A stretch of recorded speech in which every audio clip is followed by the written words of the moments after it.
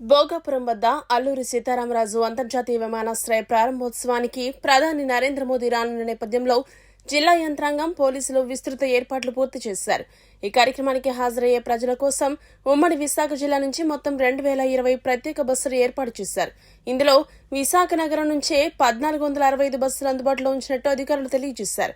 విశాఖపట్నం, అనకాపల్లి జిల్లాల నుంచి సుమారు 91,000 మంది సభకు హాజరయ్యే అవకాశం ఉన్నట్టు అంచనా వేస్తున్నారు.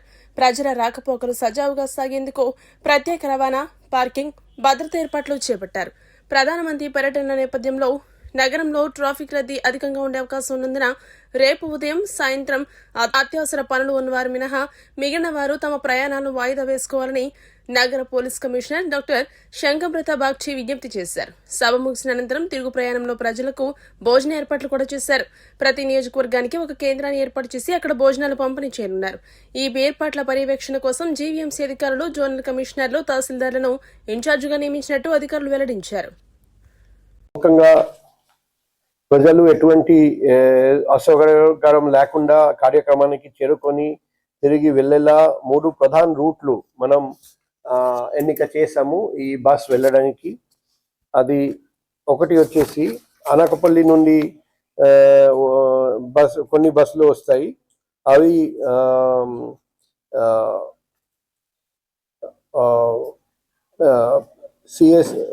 పిఎస్ఎల్ జంక్షన్, అనంతపురం మరియు రాజ్పులవ మీదుగా సభ ప్రాంగణానికి చేరుకోవాలి.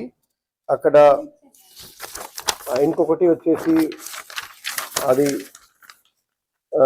భీమిలి నియోజకవర్గం వాళ్ళు మధురవాడ, అనంతపురం, తగడపు వలస, రాజపులవ,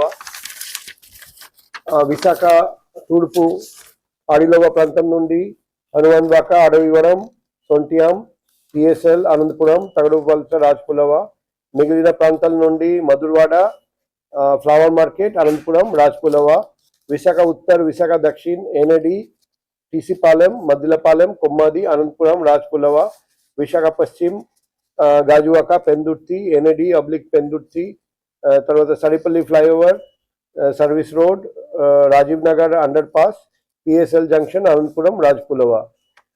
సో 1వ తేదీ ఆగస్ట్ నెల ఉదయం 5 గంటల నుండి 10 గంటల వరకు, అలాగే మధ్యాహ్నం 2 గంటల నుండి రాత్రి 8 గంటల వరకు విశాఖపట్నంలో ఉన్న వాహనదారులు అత్యవసర అయితే తప్ప సాధారణ ప్రయాణికులు తమ ప్రయాణాలను వాయిదా వేసుకోవాలని విజ్ఞప్తి చేస్తున్నాం. ముఖ్యంగా ఈ 3 రూట్స్ అవాయిడ్ చేయమని రిక్వెస్ట్ చేస్తున్నాం. ఇప్పుడు ప్రజా రవాణా మరియు పార్కింగ్ ఏర్పాట్లు, విఐపి వాహనాలకు, ప్రధాని సభలో పాల్గొనేందుకు వచ్చే విఐపీలకు వాహనాలు నేరుగా విఐపి పార్కింగ్ చేరే విధంగా మేము ఏర్పాట్లు చేస్తున్నాం. అదే మాదిరిగా సభా ప్రాంగణానికి కేవలం 400 నుండి 500 మీటర్ దూరంలోనే అన్ని వాహనాలు పార్కింగ్ వసతి ఫెసిలిటీ కల్పించడం జరిగింది. సో మార్గ మధ్యంలో వాహనాలను నిలిపివేసి మరి వెనక్కి వచ్చే వాహనాలకు అలా చేస్తే తీవ్ర ట్రాఫిక్ అంతరాయం ఏర్పడడానికి ప్రమాదం ఉంది. అందుకే ప్రతి ఒక్కరు కేటాయించిన పార్కింగ్ స్థలాలకి వెళ్ళాలి. అది కూడా వాళ్లకు సూచించడం జరుగుతుంది. జాతీయ రహదారిపై సభకు వచ్చే ప్రజలు ఇబ్బంది పడకుండా పార్కింగ్ స్థలాలకు చేరుకునేలా అక్కడక్కడ సూచిక బోర్డులను కూడా ఏర్పాటు చేయడం జరుగుతుంది. వాహనదారులు సూచికలను గమనించి పోలీస్ సూచన మేరకు వెళ్ళాలి. ఇంకొన్ని ట్రాఫిక్ ఆంక్షలు కూడా ఉన్నాయి. అనకాపల్లి వైపు నుండి వచ్చే భారీ వాహనాలు, గూడ్స్ వాహనాలు ఆగస్ట్ 1వ తేదీ ఉదయం 5 గంటల నుండి రాత్రి 8 గంటల వరకు లంకెనపాలెం నుండి విశాఖపట్నం లోనికి రావడానికి అనుమతి లేదు.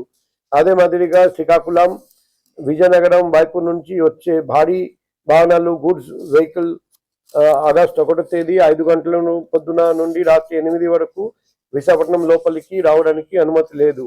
భారీ సంఖ్యలో ప్రజలు, వాహనాలు వచ్చే అవకాశం ఉన్నందున వాహనదారులు కేటాయించిన పార్కింగ్ ప్రాంతంలో వాహనాలను నిలిపివేయాలి. ట్రాఫిక్ సిబ్బంది సూచనలను తప్పనిసరిగా పాటించాలి. సభ వేదికకు వెళ్లే ప్రజలు, వాహనదారులు ట్రాఫిక్ మళ్లింపులను గౌరవించి పోలీసులకు సహకరించామని మేము రిక్వెస్ట్ చేస్తున్నాం. అది కాకుండా వాహనాలు రోడ్ మధ్యలో, మార్గ మధ్యలో ఎక్కడ నిలపడానికి వీల్లేదు. ఎందుకంటే నేషనల్ హైవే ఇటువంటి ఇంపార్టెంట్ రూట్స్ ఉన్నాయి. ఎక్కడైనా ఒక వాహనం ఆగిపోతే అన్ని వాహనాలు ఆగిపోతాయి. కొన్ని బాటిల్ నెక్స్ ఉన్నాయి, కొన్ని చోట్ల వెడల్పు తక్కువ, తర్వాత బాస్ స్టాండింగ్ చేయడం కష్టం, అక్కడ పోలీస్ వాళ్ళు ఉంటారు, పోలీస్ వాళ్ళు సూచన మేరకు వాళ్ళు మళ్లించాలి.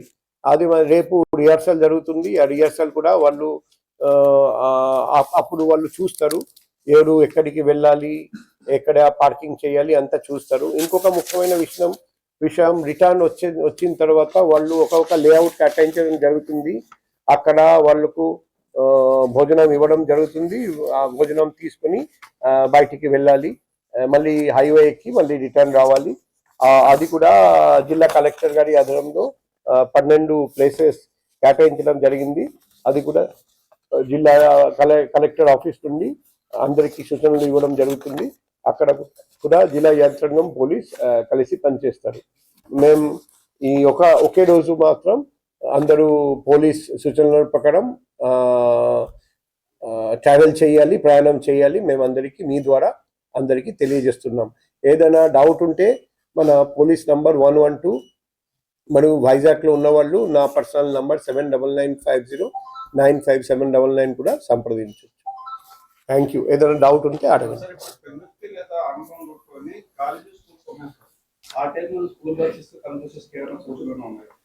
ఇప్పుడు అది శనివారం స్కూల్ కాలేజెస్ అన్నీ ఉంటాయా? Okay, first Saturday. అయితే మేము జిల్లా కలెక్టర్ గారితో మాట్లాడతాం. స్కూల్ కాలేజ్ గురించి ఏమైనా సూచనలు ఆయన ఇస్తారేమో, అది మేము రిక్వెస్ట్ చేస్తాం. ఇంకా ఏదైనా డౌట్స్ ఉంటే చెప్పండి.